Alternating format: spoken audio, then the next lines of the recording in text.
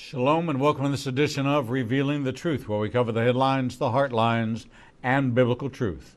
I'm your host, the Reverend Rabbi Eric Walker, and author of the newly released book, The 7 Laws of Abundant Living, Lessons Learned from the Tree of Life.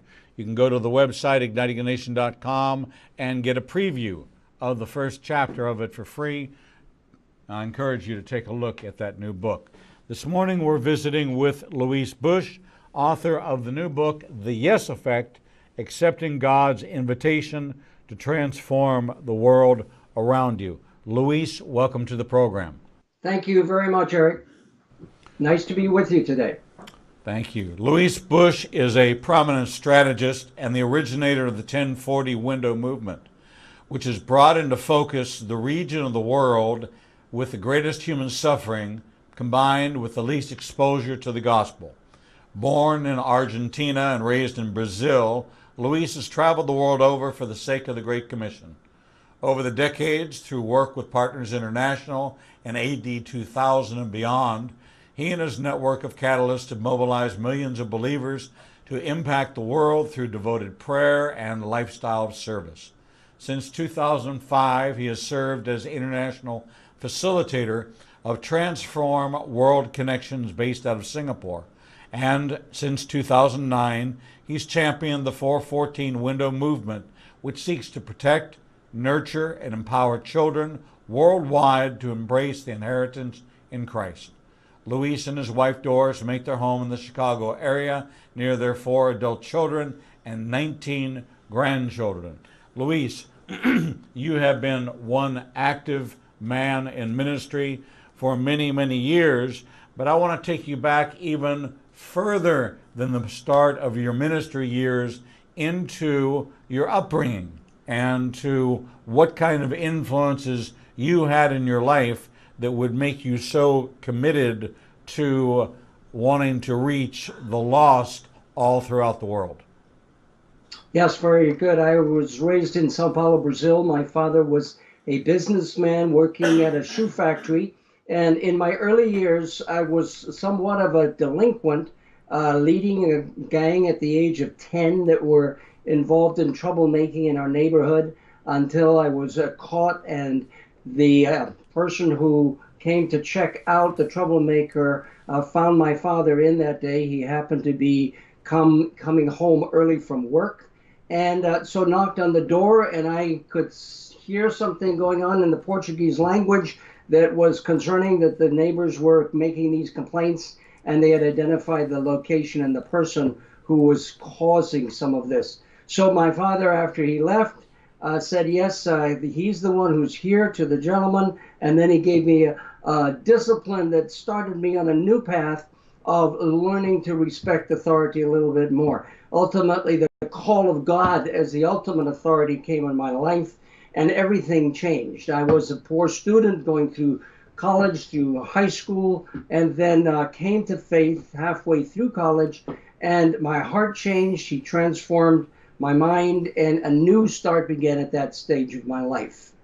Was this under a Catholic influence, since that is so prominent in South and Central America, or was this true, what we might call evangelical Christianity? Neither one of the two. It was more of a Protestant type of experience. I was sent to a Protestant school in Argentina, which was a boarding school, and it went through the Anglican type of ministerial approach. And I was in that until I was 13, in the confirmation of the great catechisms of the faith, in the choir, and then with the Christensen helping out there with the minister. But my heart was not really drawn in. I asked the question, is there something more in terms of a personal relationship with God? But did not receive an answer where at that stage I could take that step. So that was my background. My father was a very committed type of a Christian in that sense, morally, but not in terms of the actual content of the gospel itself, as was my mother coming from England. So that was my background. It was a kind of nominal Christianity that was closely identified I think, by Time Magazine one time as muscular Christianity coming out of the British schools in England. And that was my entire background coming into those early years of my life. So you grew up speaking Portuguese. I grew up, my parents came from England, so I was speaking English in our home, Portuguese in the neighborhood, and the school in Argentina was in Spanish. So it was those three languages, mainly English was the common language that I used the most, and then Spanish, became fluent in Spanish and Portuguese. So thus the lack of an accent, because usually they say by the time if about 13 years old, it's embedded, it's very, very difficult to lose. But because you had this great balance, you're able to, of course, have an American accent, but yet fluent in both Portuguese and Spanish. Well, by God's grace, that's the way it worked. Portuguese is the most inefficient compared to the other two. But the Spanish, coming out of El Salvador after 7 years in Spanish-speaking language all the time, the Spanish became even more fluent at that stage. As you were coming up, and I can't help but making an observation. You have an endorsement from Warren Wiersbe, who is one of, I'm not a big commentator embracer, but he, in my opinion, is one of the greater of all the commentators that have existed, because he has a Jewish biblical worldview of the scripture and is the most balanced, in my experience, of the commentators and of the teachers of the Word. How did you get him to give you an endorsement for this book? Well, his first week in the ministry of the Moody Bible Institute, but also Moody Bible Church in Chicago, was the first week that my wife and I were there engaged in a business consulting work. And so we went to church, and when we heard Warren Wiersbe that very first time, I was taking notes. He was talking about the prodigal son, focusing on the older brother. I was taking notes, and just the way that he both comprehended but expounded brought that word of God to life in ways that I'd never experienced before. So we were there for 3 years in the church. I was involved in some ministry within the church, and then God called us, and after 3 years, I approached Dr. Wiersbe, and I asked him if he would be praying for us, and he said he would. So he prayed for us. He baptized us. He dedicated our oldest daughter, and played a major role in our life. When we graduated from Dallas Theological Seminary, he was the speaker at that moment at the end of the 4.5 years. So there's been a very close bonding relationship. We visited him in his home and read his books, and have just been under his teaching and very influenced by that teaching in our own lives with my wife Doris. Yeah, that's one that's on my recommended reading list. All 50 of the B series is on my highly recommended list. Yes. of authors that the nice part about those books, they're short, they're very to the point, and they are truly biblically clear meaning of the text. And I'm a clear meaning, I consider myself to be a Bibleologist, Right. or a biblicist, Mm-hmm. not a scholar, but a teacher, a compiler of information, and presenting it. And Warren Wiersbe is one that was in my original walk, my first years, Yes. as there were all these books being thrown at me. His were the ones that I understood. Yes. They spoke in a language that was Yes. not Christian speak. Right. It was Bible speak. Correct. And very different approach to all of that. Absolutely. Fully concur. This 1040 window concept and your work in China, your work in Cairo, You're calling to the lost, and right now we're prime time in the Middle East. That was an intention of ours, is because I've been very critical of the church for committing the great omission. Yes. Not the great commission. Right. That we are very comfortable preaching the gospel or sharing the gospel with our neighbor that looks like us, that sounds like us, that might be able to invite them to sit next to us at church, and we think we've done a great job. But it is the unreached, and I am part of that population of the world that is not being reached. That's the 14 million Jewish people, and it is the great omission. Yes, it is. The Muslims, it is the great omission. Correct. The Buddhists, it is the great omission. The Taoists, the great omission. Correct. And yet you focused on an area that others have, and I'm not talking about the Reinhard Bunkies, I'm not talking about those that really were called to the nations. Correct, yes, correct. You uniquely went into areas that were specifically under evangelized, under shared, even within the realm of the Catholic missions. Yes. What was the prompting? Where was the unctioning? Where did that come from? Because it's a apostolic Pauline call. Yes, it is. That is unique. There's lots that want to go to Salvador, lots that want to go to Ecuador, lots that want to go, but not a lot that want to go to Cairo. There's not a lot of, there's actually a Jewish community in Kaifeng, China.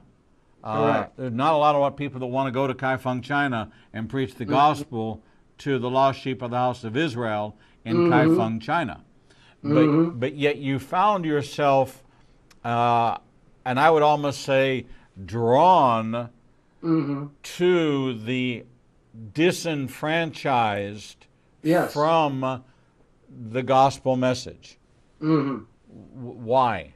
What was it in you? Where did you see that need, and what was it about you and your wife that were willing to answer that call? Well, it was one visit that I had coming into the role of Partners in a National Ministry that links with national ministries throughout the world. And at that moment of my life, coming out of that church 7-year experience in El Salvador, I was considering what is the nature of the challenge, and had the opportunity to go to a global event of the World Evangelical Alliance that was taking place in the country of Singapore. And on the way, it so happened that the seat beside me was the only seat on a Philippine airline that was open. All the others were taken, and I was getting ready to kind of rest on my way, but a young man came, Paul Andrew, and told me about his ministry, along with others who were actively involved at the Manila Dump community and seeing God at work there. So stopping off, we had one night there before going to Singapore. I said, well, can I go and watch and see what you're doing? So we got our boots on, went into this Manila Dump community, which is a garbage heap where 3 of our children went and spent 3 months many years later in a life-transforming experience of servant there. And as we did so, we had boots on and we're coming through the trash, and this woman appeals to this young man. Shalom. I'm the Reverend Rabbi Eric Walker, Executive Director of Igniting a Nation and host of the daily TV program Revealing the Truth, seen live every Monday through Friday from 9 a.m. to 1 p.m. Central Standard Time at www.ianbn.com, and then replayed throughout the day and night via our website. All of our segments can be seen on the Igniting a Nation YouTube channel. Since our launch in January of this year, we've expanded our global reach to over 54 countries with a social media following of over 125,000. Our commitment is to bring you the most in-depth interviews with authors, subject matter experts, and thought leaders from around the world. We have interviewed guests from Israel, Brazil, England, India, and all across North America. All of our authors are featured on the Books and Media page on our website, www.ianbn.com. There you can find a direct link to the book you want to order, and we receive a small commission directly from Amazon. There is no cost to you for this service. In addition to our daily teachings and interviews, we make available to you the archive of all of the interviews on our YouTube, Facebook, Twitter, and Instagram channels. Our live program is available from our homepage, and there is never a charge to you for any of this access. We made the decision long ago that we would remain a commercial-free resource that would not be influenced by any pressure from any outside company. There are only two ways that we are able to continue to operate this ministry and provide you with the only live 4-hour daily Christian television talk show program. The first is through your support and tax-deductible contributions to Igniting a Nation. These can be made directly through the donate button on the website or sent through the mail to Igniting a Nation, 2700 Corporate Drive, Suite 120, Birmingham, Alabama, 35242. The other way we support the program is by offering you a unique opportunity to have access to over 10 years worth of teachings on a subscription basis. The teaching archives contains all of my prior sermons, Torah studies, prophecy in the news videos, and much more for the low subscription price of $5 per month. This subscription grants you unlimited access to over 800 hours of content not available elsewhere and is updated weekly with the most current prophecy classes. In addition to 20 hours of original TV programming each weekday, we invite you to join us live every Monday, Tuesday, and Thursday evenings for our Prophecy in the News classes. The times and locations are listed on our events page on the website www.ianbn.com. Every day, you and I are faced with the challenge of where we will go to hear the truth. We are committed to bring you the only program of its kind that covers the headlines, the heartlines, and biblical truth. We cannot do this without your support. Since we launched on January 5th, 2017, we have aired over 300 individual teachings, interviews, and commentaries not available anywhere else. We are now working side by side with almost every major Christian publishing house to bring you the most in-depth feature interviews possible. Our 1-hour features address every subject that affects the believer's life. We are hearing of salvations from the Middle East, Africa, and all across the United States. Lives are being changed every day, and we have only just begun. Our mission is to become your trusted resource and grant you access to the people, tools, and information you need to grow in your relationship with the Lord.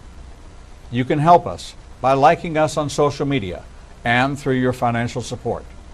We know you have many choices in who you support, but we are prayerfully asking you to consider helping us keep revealing the truth, true to our calling, to cover the headlines, the heartlines, and biblical truth like no other program available.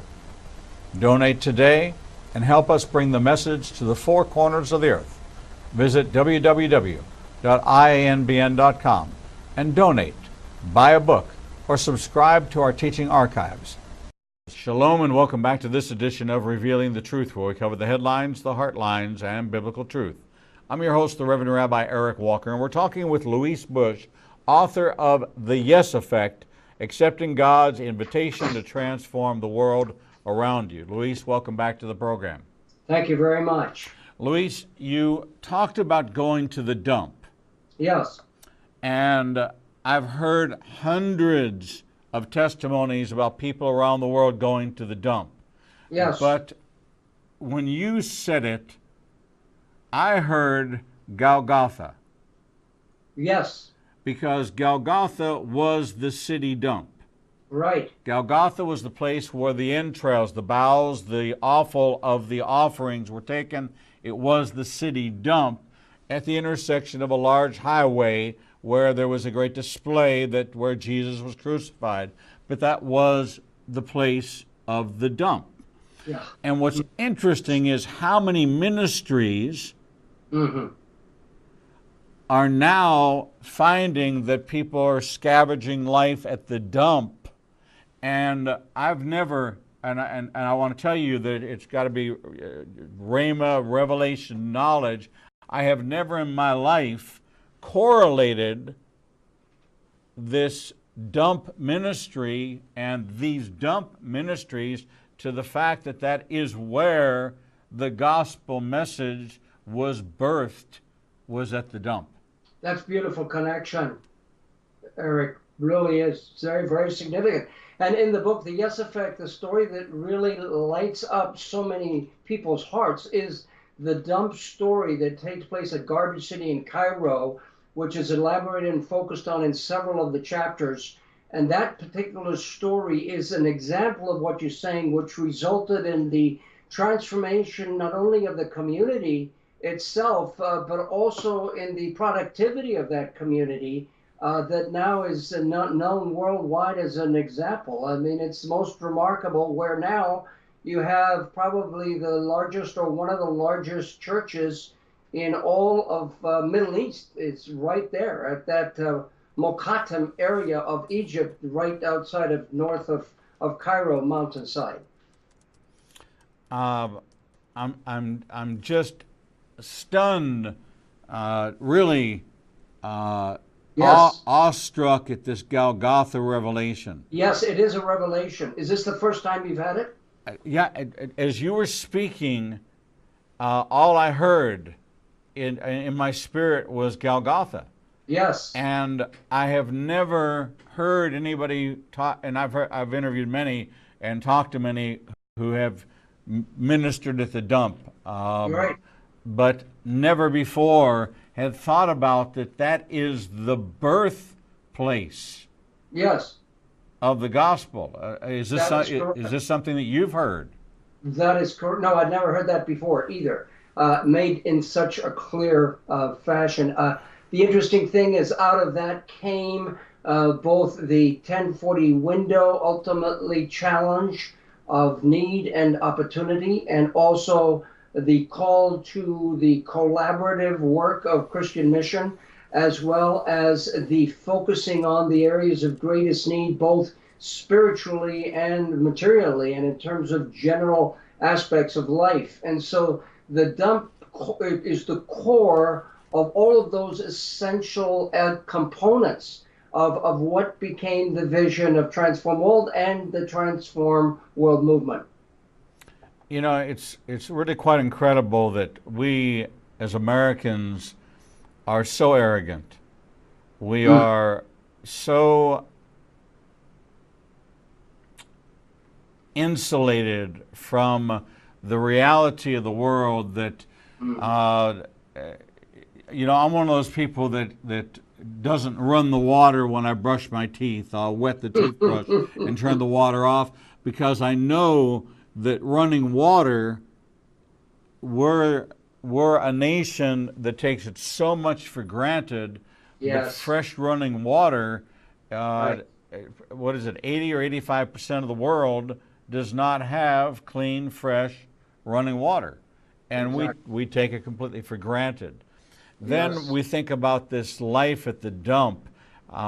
We work with a number of ministries around the world, especially stories from the northern Ganges River region where there are 35 million children, orphans, Yes. that are scavenging in any way they can to be able to live. That's right. We as Americans, we send money, but your book, The Yes Effect, and I will be very honest, I don't do mission trips. I take people to Israel. I take Christians to Israel. Sure. That's my calling in Yes. as an ambassador for Israel, to take Christians to where Jesus walked. So I don't take them to churches because at the time of Jesus there were no churches. So I'm not a church. You don't go on a church tour with me. You go on a pilgrimage of going where Jesus preached and hearing what Jesus said when he was in those locations. Yes, exactly. I have done several quote unquote conferences in Ukraine, Mm-hmm. Poland, Mm-hmm. but I have never, and I grew up Jewish, and Yes. so I didn't come to faith until I was 44. Mm-hmm. And so Right. I've been invited on some mission trips, but these mission trips always seem to surround the same theme. We're going to go rebuild a school. We're going to go Yes. build some buildings. We're going to Yes. go take some clothing. And Right. I hear the same message over and over again of what quote unquote mission trips are. But Mm-hmm. in your book, The Yes Effect, you, and I want to put this as politely as I can, but you debunk Mm-hmm. mission work. Mm-hmm. You debunk it in the fact that it's not about going and certainly they need building materials and they need people to go do this work. And I'm not saying that that's not valuable. I'm not saying that Yes. that's not important. Right. But your book, The Yes Effect, and the 1040 window concept, the movements you've been involved with are transformational spiritually, physically, emotionally, and financially. Correct. It is the 360 degree of mission. It's not 7 days in El Salvador. Mm-hmm. And what did you guys do? Well, we were able Yeah. to build dormitories and build housing for 24 children. Mm-hmm. Wonderful work, and I'm not discounting that and playing that down in any way, but that by comparison to what you are presenting here is punch card, time card mission work. You're talking about fully committed Yes. into a community, Yes. integrated into a community, and saying yes to Right. living side by side. Yes. I have interviewed several authors who are inner city and who have moved inner city, Yeah. who Correct. live in the area in which their mission work is, because why drive from the suburbs every day into the area and then go home to your comfort? You can't understand the impoverished. You can't understand the strife and the 3 o'clock in the morning gunshot if you're in the suburbs. You'll read That's about true. it in the paper. And Right. your message that I pulled from this Yes Effect is saying yes to, I'm going to immerse myself into the community. Mm-hmm. I'm not going there to be better than. I am going there to be one more set of shoulders, one Right. more pair of elbows to link arm in arm to raise the level of the community by advancing the gospel, by advancing a better lifestyle, Mm-hmm. even bringing, and you talk about the dump, even bringing what's valuable in the dump. They're Yes. being able to discern using American ingenuity. Yes. You can take that item that you haven't ever been taking out of the dump, and we can make, we can make discarded tire homes. Exactly. We can make pipelines out of discarded tires. There's things we can do, and you're saying don't do it half-heartedly. No. Don't sign up just for, and I'm not discouraging the 2-week mission trip. You and I are not having a conversation saying, "The church, you're doing it all wrong." You're saying there is a desperate need for people to say yes, Yeah. like Liana Cinquenata, who went to the Ganges region and now lives there. She was her family owned a horse, built her a horse ring because she was a championship rider, and she Oh. moved to live on the Ganges River Oh, in India oh, to build orphanages because there were only three mm, orphanages for 35 million orphans. mm, She is the living example of the yes effect, and this yes, is your message. right. Uh, Tell me, we share with me some Mm. of the testimonies of what this yes effect really does. How people, and it doesn't matter what your age is, people are looking for purpose in retirement. People are looking for, there used to be that Service Corps of Retired Executives Correct. score, and I Mm-hmm. don't even know if it exists anymore. But imagine you worked in a corporate life and you decide that you are called to mission work, that Yes, you bring that knowledge and that's right. the Social Security income, the retirement, you don't have to worry about how you live. You're able Mm-hmm. to compound that, and Mm-hmm. your dollar that you would spend in America that might buy Right, you a part of a right. soft drink, that Yes. dollar might buy you a week's worth of food in another Mm-hmm. company, in another country. Mm-hmm. Share with me some of the praise reports that you have and testimonies that you share in the Yes Effect. Well, I think you have the examples of those that live in the community or near the community. One of the most powerful of those stories is the one of the life of this servant of God called Saman.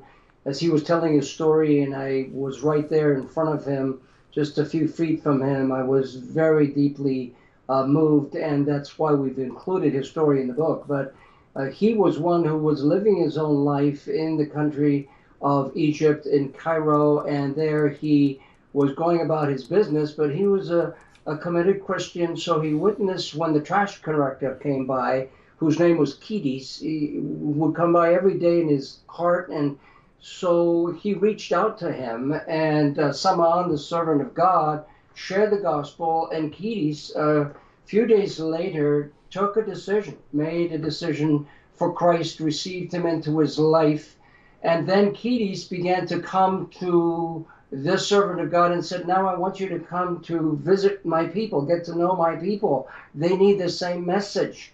And when he heard about the people, this group called the Zabaline in the garbage city, he did not want to go. He resisted it. And there was a well-known reality there that that's where the pigs had their slop and people actually lived in the tents with the pigs, and that there was just a totally destructive environment of all kinds with all types of addictions.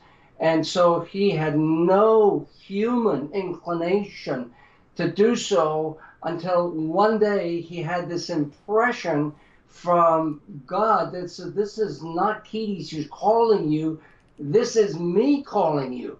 And so when he sensed that direct line that God was using his servant Kedes to call him to come and visit his people, he responded, and the story's there how he took the bus, but he took it like Jonah in the opposite direction, and they were going about a roundabout, and the bus was kind of, it's one of these big tall buses.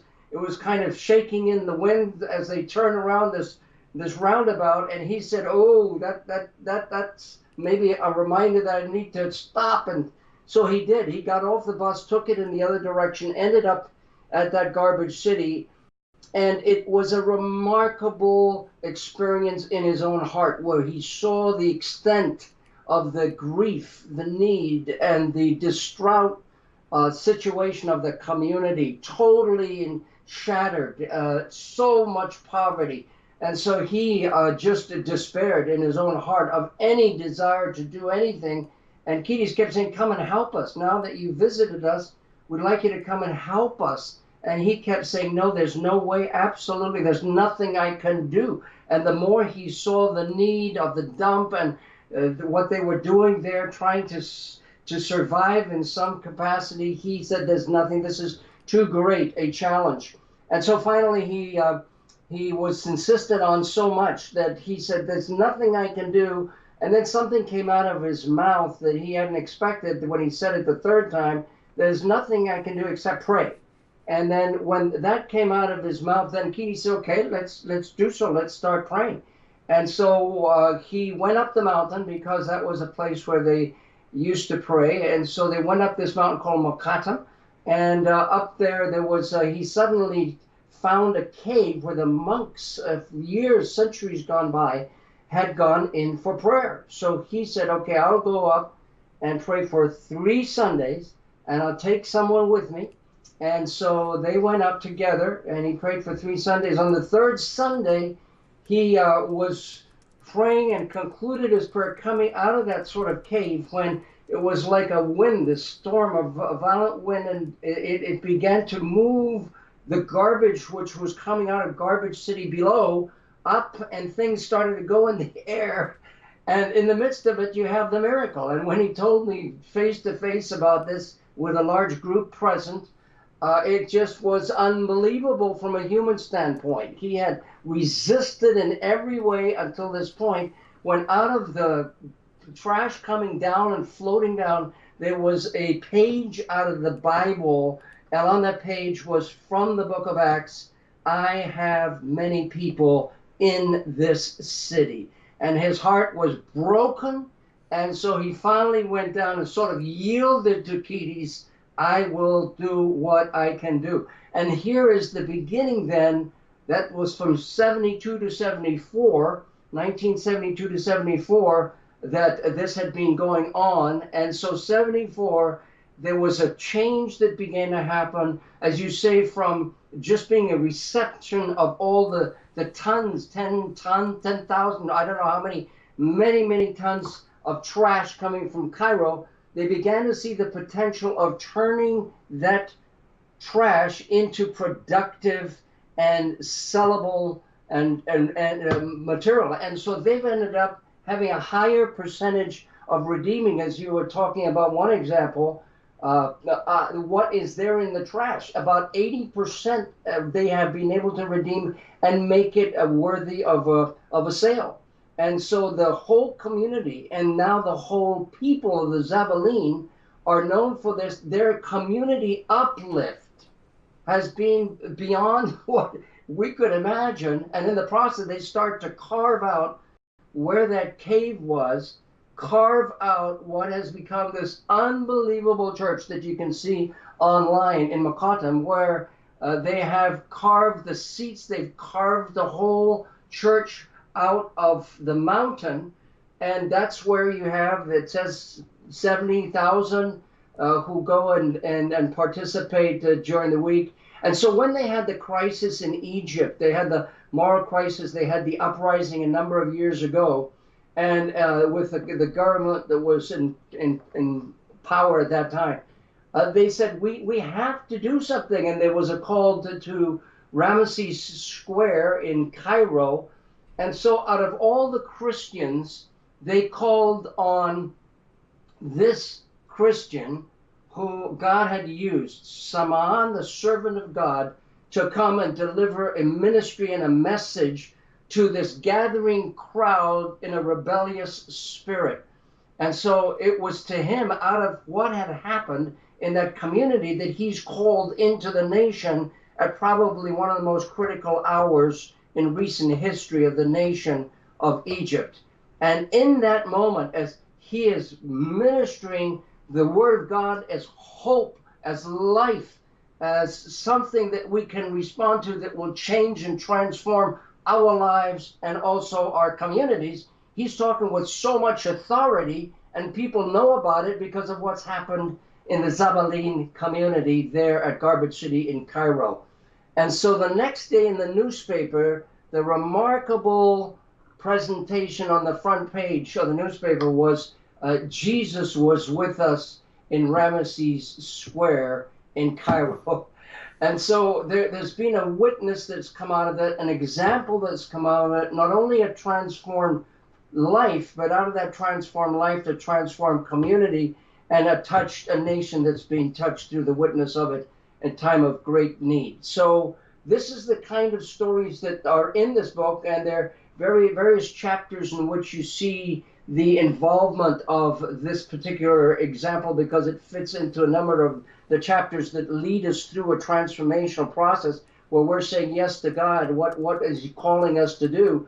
And so it is a fundamental. But there are many others, including that region that you described there in North India, which I call the core of the 1040 window, because if you have these characteristics of spiritual and human need at the very core, where those statistics are highlighted, is in that North India belt of the 1040 window. And so I have several of my friends, one of whom is Alex Phillip, who's right in Bihar, which was the state of one of the greatest needs for all different kinds of reasons in India. And he has been used so greatly by God, not only in that particular state, but also because of his growing spiritual influence in the nation. He's been used to help to develop the whole Christian leadership modeling throughout India. So God has called people to respond to the challenge that they're particularly facing. And it can be in any culture, in any place in the West or the non-West. But as you do that, and you know that it's God, he's leading you through his word, through the circumstances, through someone nudging like Kides was to Father Sama'an, it is a call that results in, when we say yes, a new change in our hearts first, and then results often in those that are closest to us and the community beyond. You know, it's fascinating that you're talking about this. Egypt, of course, has a very particular place in the Bible. Of course, in the end times, they're exiled for 40 years, but they come back as a believing nation. And Zechariah 14 talks about that when Messiah comes, that including Egypt will come to worship the King during the Feast of Tabernacles. And we're seeing this today as God is shaping the nations for this coming battle with the Antichrist, the rise of Gog, Magog, and the nations, and all of this. And it's such fertile ground. And the Coptic Christians in Egypt who have been persecuted Yes. for a very long time Right. are now rising up, and there are good reports coming out. But Yes. what you're saying in your book is that there is a whole world out there that needs devoted missionaries, not the missionaries of the old style missionary where you went and set up a parish church, but to live alongside of, to become a part of the community, to work your way in, not as more knowledgeable, more affluent, a better way, but to become a part of the fabric of the community.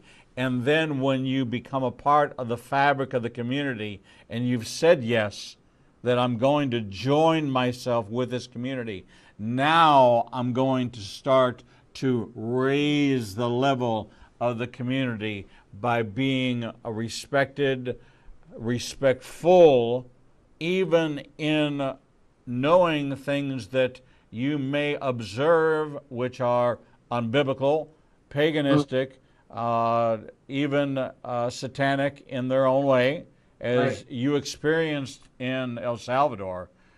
You were surrounded by it. But nevertheless, if you were to have opposed it, you would have become on the outside and been ineffectual.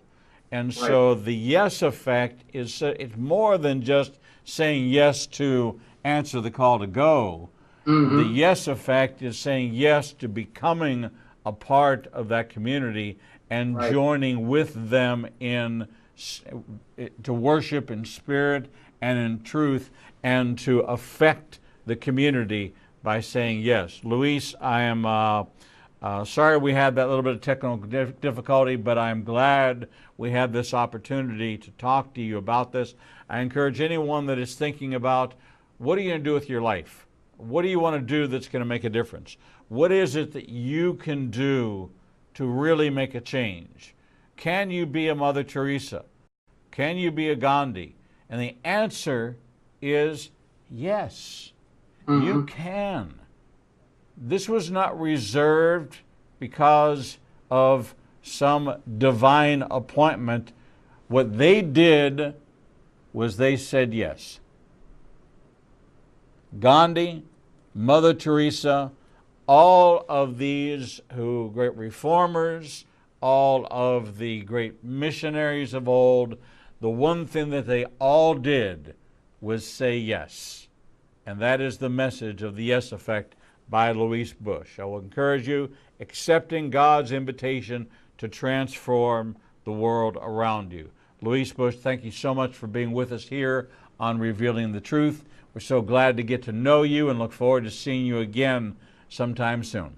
Thank you very much. I appreciate this call, this invitation, and this time with you and this community that is listening in and tuning in, and with you the hope that it's going to bring about a heart's response that would lead to them engaging in their community where they are and seeing transformation begin to occur by the grace and the mercies of God. Thank you. Amen and amen. We're going to take a short break, and when we come back, we'll bring you the next edition of Revealing the Truth.